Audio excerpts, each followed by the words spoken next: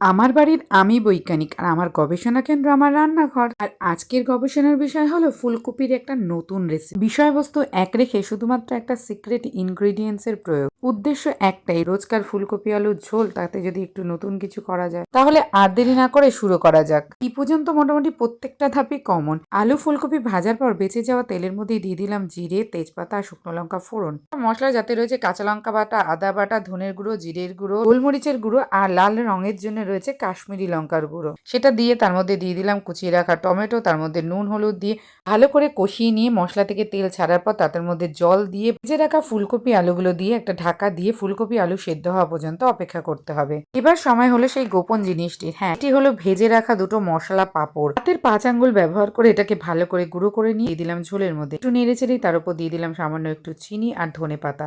গবেষণা সাকসেসফুল যখন আওয়াজ পেলাম, কি দিয়ে বানিয়েছো, অসাধারণ হয়েছে খেতে।